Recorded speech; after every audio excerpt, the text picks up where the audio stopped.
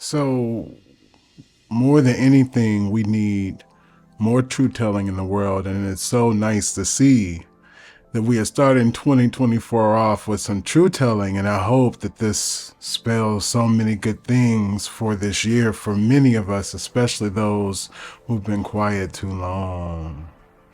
So, these are my favorite clips from the Shannon Sharpe, Katt Williams interview discussion. Shannon did an amazing job, but Ricky Smiley, Kevin Hart, Faison Love, Michael Blackson, Cedric the Entertainer, and my God, Steve Harvey, Harvey Weinstein, all got it. And the strays were like the wives of these comedians, 7 wives to be exact. Ludacris, Tiffany Haddish, Joe Rogan, Chris Tucker, Kim Kardashian caught strays. So this interview was crazy. Crazy. And all I keep thinking is, you know what? We still got love for everybody involved, but we want those souls back. It's not really about these comedians. It's not about these musicians. It's about it's about the environment. It's about the system. It's about the overlords. It's about the darkness that is unnecessary. We don't want your art from a dark place. We don't want it from this demonic place. That's why the messages in the music are so toxic now, because y'all are demons. And we all believe that those demons could be set free. There's a part of you that isn't a demon, and you can tap into that energy, and we invite you to bring it forward, because this where Hollywood has been and where it is going, well, hopefully it's going in a better place, but where it has been, certainly, and I grew up in LA, so I know something about this, has always been dark and demonic. And I thank God that I didn't put my talent through that channel, because it's a mess. And the people involved are a mess. It's a cult. Let's call it what it is. The highest parts or the highest rankings of the music industry functions more like a cult than anything else. Sacrifices and all this, I believe it. I didn't believe it before because I didn't consider myself a conspiracy theorist, but hey, at this point, growing up and looking at it, being an adult and seeing it, I don't have to even hear all these stories to know that they're true, because I live in Hollywood, because I grew up in Hollywood. I'm Hollywood adjacent, so I kind of know, you know people, you know things. It's not really hard to put together. But we got to get to some of these things. Let's start with Kevin Hart, because, see, Katt Williams believes that Kevin Hart was an industry plant. The story goes that Kevin Hart really came out of nowhere, and he got all these deals and was kind of platformed with relatively no work, especially coming through the traditional, comedy club channels that most comedians have to weather to get to be in whatever position that they are in once they are able to do things like have a movie. So Katt is responding to Kevin Hart. Kevin Hart actually had an interview on The Breakfast Club. On that interview, he went in on Katt Williams. He accused him of being on drugs, and Katt Williams maintains that he does not do hard drugs. He only smokes marijuana. So let's get to that clip. 15 years in Hollywood, no one in Hollywood has a memory of going to a sold-out Kevin Hart show, there being a line for him ever getting a standing ovation at any comedy club. He already had his deals when he got here. Have we heard of a comedian that came to LA and in his first year in LA, he had his own sitcom on network television and had his own movie called Soul Plane that he was leading? No, we've never heard of that before that person or since that person. What do you think a plant is? Maybe people don't understand the definitions of these words. He just did his documentary with Chris Rock where he shows you that his whole upbringing in comedy was on the East Coast. Yeah, it was. So how simultaneously was he here in Los Angeles doing the same thing? It did happen. My frustration with Katt Williams comes from, you keep pointing at Hollywood. Hollywood this, the white man, this, and this. When do you take responsibility for your actions? You had the shot. Katt was in that position at one point. You were the guy. Yeah. You were set up to be the star. You didn't show up to work. You fucked off promo shoots. You fucked off your promo fucking trips that they had set up for you. You became a risk to the studios, which is why the studios stopped fucking with you. Why was he a risk? He chose drugs. Oh. Okay. Take responsibility for what you chose and say, you know what? I gotta fix me, and I'm gonna come back and I'm gonna stand up.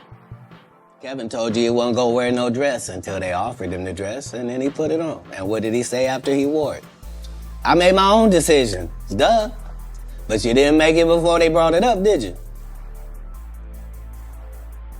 One person who I believe Katt Williams' venom was really aimed at, it would be Steve Harvey. I mean, he went at Steve Harvey. I do believe it's because Steve Harvey is the chief gatekeeper among black comedians, and he made that pretty clear in the way that he went after Steve. And he went after Steve for multiple things. He went after him for rewriting history. He said that Steve Harvey was never homeless, which is something that Steve Harvey expresses as a part of his narrative. He reminds us all that Steve Harvey said his first wife was the reason why he was where he was, and he has rewritten that narrative into saying that it's now his new wife that is the reason why he's where he is. I mean, like he said, the truth don't need motivation. Steve Harvey has been a part of our lives. I'm 40, in my early 40s, 43 years old, and Steve Harvey, for anybody in my generation, anybody growing up here in Los Angeles, and I do believe he was syndicated far and beyond, of course, California. People in my generation have had Steve as a part of our lives talking to us for well over 20 years now. He literally started doing radio when I was a teenager. And I've always seen him as a grifter. I've always seen him as a fake and a phony, but most of the community celebrated him and was quite proud of him. I just never took the guy seriously. He seemed like a pimp to me. He dressed like one. He sounded like one on the radio. And, well, if you look at his current marriage and the way that he projects now, it's just not far off from what he had kind of been putting out there in the ether when I was a kid. And I do see him as a gatekeeper. I do see him as someone that holds us back and that has likely sold his soul. I mean, remember the interview he did with Monique in which he said that he couldn't sacrifice his integrity for money and wealth and power and fame. So that underscores who Steve Harvey really is, and that underscores who Katt Williams is talking about. Steve that went to go watch Mark Curry do his whole sitcom and then stole everything Mark Curry had. Now Steve got a sitcom where he the principal and he wear a suit and then he gets this high top fade, making all black men think he got the best lineup in the business, and it's a man unit. Then you ask it, why you not a movie star? I didn't want to be a movie star. This the same Negro that hated on Bernie with this same thing. I didn't want to be a movie star. No, you couldn't be a movie star. There are 30,000 new scripts in Hollywood every year. Not one of them asks for a country bumpkin black dude that can't talk good Oba-Kaby and look like Mr. Potato Head. There ain't none. You would have to have range. When you hear these dudes talking about, oh, I didn't want to be a movie star, you just know it's disingenuous. Like, what are you talking about, dude? Yeah, oh, no, I just wanted to do a game show. Right. What? Are you sure? Are you sure? Because I thought you did Mark Curry's show over after he had just done hanging with Mr. Cooper. Why would you do all of that man's stuff that he did on his show on yours? And then do the dude's stand-up when you go on the road. And then you never put Mark Curry on your show or nothing. Like, if you don't say anything, these dudes will run over you. I don't know if you know how bullies operate. I but do. If you don't stand up for yourself, there really is nothing they won't do. Katt Williams' issues with Cedric the Entertainer seem to be centered upon Cedric once having taken a joke or performing a joke at the end of his set at the Kings of Comedy that was inspired by a joke that Katt Williams had created about 2 years earlier. The story goes that in 1998, Katt Williams did this joke. In his joke, he was actually emulating being in a car. In Cedric's joke, when he did it 2 years later, he pretty much did the joke verbatim, but changed the car into a spaceship. A lot of the physical comedy was the same.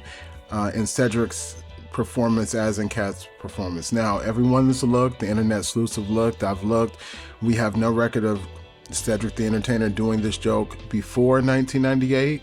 We only have record of him doing this joke at the Kings of Comedy in 2000. So it stands to reason that Katt Williams inspired the joke, although Cedric the Entertainer maintains that he's been doing the joke. He was doing the joke possibly so long that he was doing it before Katt Williams was even in the industry, is what he intimated in his response. Let's play it now. Thing. Cedric told you when you asked him, did you steal Katt Williams' joke? Yeah. He said it don't line up. How it don't line up? This is Katt Williams thing one time, man. I saw people on there really commenting about that. Look, I have no idea what this brother is talking about. That joke is over 30 years old, close to 30-something years old. I did the Kings of Comedy in 1999. Probably had been doing that joke 6, 7 years before that. I don't even know if Katt was doing comedy then. So, you know, again, he's a talented brother. I have no idea what he's talking about. I've never seen Katt do a space shuttle joke. So, you know, there may be something that he believes is true. I've written a lot of jokes. I've had a lot of comedians steal my jokes as well.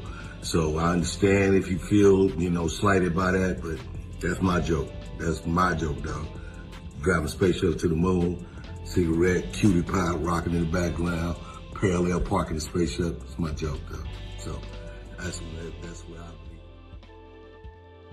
These dudes lie. Cedric sitting here telling you why he ain't a movie star. He over here look like a walrus. You didn't say nothing. He can't even get his arms off his stomach sitting over here. Why I'm not a movie star. What? It's a situation. He never wrote anything. Remember, when Cedric the Entertainer starts, he's supposed to be singing, dancing, and telling jokes. That's why he's called the Entertainer. Right. We found out he can't sing, can't dance, and doesn't write jokes. He did 4 comedy specials. They're so bad, Shannon, they're not available on Netflix or Tubi. Can I say that again for the audience?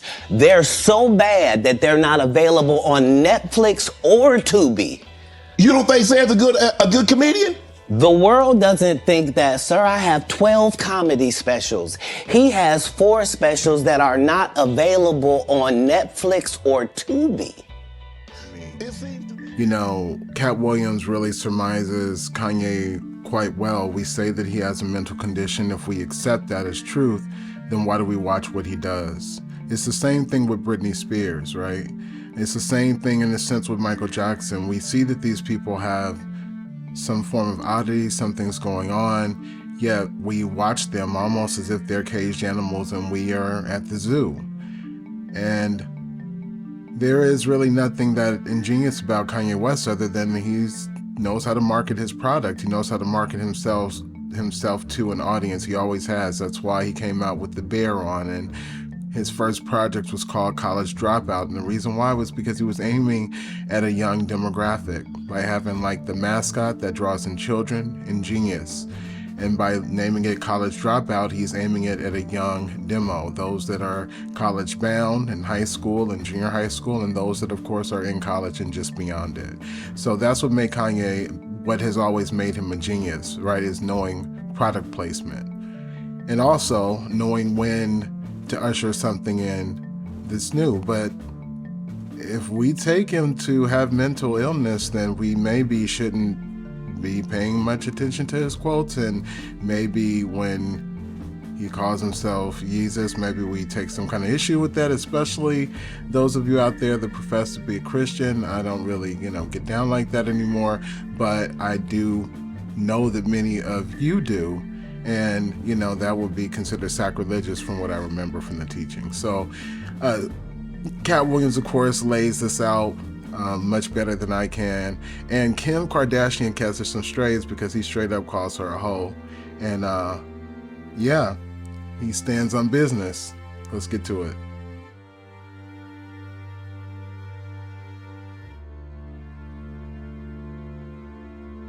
What do you think about Kanye rants? What's going on with Kanye? From a distance, obviously, I don't know how well you know Kanye. I don't know if you've been around Kanye, but from a distance, what do you suspect's going on? I suspect that we're pretty awful people. if we say that somebody got a mental illness and then we watch what they do? If you say somebody got special needs, then why would you be watching them and holding them accountable like everybody else?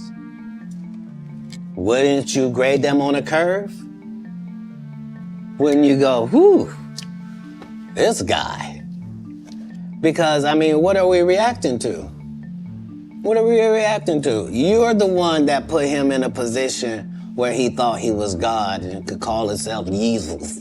And you're the one told a guy that writes musical lyrics that he was a genius. Mm-hmm. You're the one that's like, so what do you expect? The guy married a whore. Like, what? Oh, Lord. Like, I didn't mean it like that. I mean, married her because she was one. Not he didn't know. He understood that he wanted that. He courted that. That's what he wanted, to base his family on. But maybe she got a good heart, though. There were just as many profound moments in this interview, insightful and enlightening moments in this interview, as there were hilarious moments in this discussion between Shannon Sharpe on Club Shay Shay and Katt Williams. Like I said, everyone got some. Like, even the comedians' wives, Ludacris, Harvey Weinstein. They canceled me for talking about Harvey Weinstein before the thing came out, but he offered to suck my penis in front of all my people at my agency. What am I supposed to do? He did all of that. I'm thinking I'm the only black person on the script. I get there, there's 3 other black guys on there. Woo! Huh. So you wonder what they did to get there? I told him no. What y'all do? But you know who got the worst of it? Hollywood. The Hollywood culture is toxic. And as I said earlier in the beginning, the highest rankings of the music industry, the entertainment industry, I think we see this easily with Diddy, all the rumors about Clive Davis, L.A. Reid. We look at the gatekeepers in Hollywood, Harvey Weinstein. Functions more like a cult to me. Looks a whole lot like a cult to me.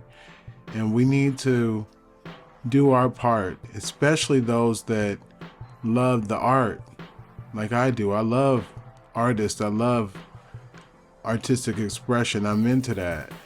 But it's got to come from a pure place, and artists need to be protected in every way, shape, and form, because most of us are sensitive about. Artists need to be protected in every way, shape, and form, as Erykah Badu say, because most of us are sensitive about our shit. And that sensitivity can lead us into the depths and take us to the heights. And usually in either direction, we're over-consuming, we're over-experiencing, we're overstimulated. So my heart goes out to anyone who's been victimized by this toxic industry and the demons that seem to run it.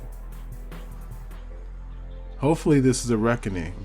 Welcome to 2024. We're branding this year the year of revelation. We're saying that many things are going to come out. Look at what's going on in the black church right now with all these accusations and stories starting to come out about allegedly T.D. Jakes, allegedly Tyler Perry. There's a lot coming out, a lot bubbling beneath the surface. Now, national media hasn't taken up the story, and there's no need to, because the blogosphere is doing all the work.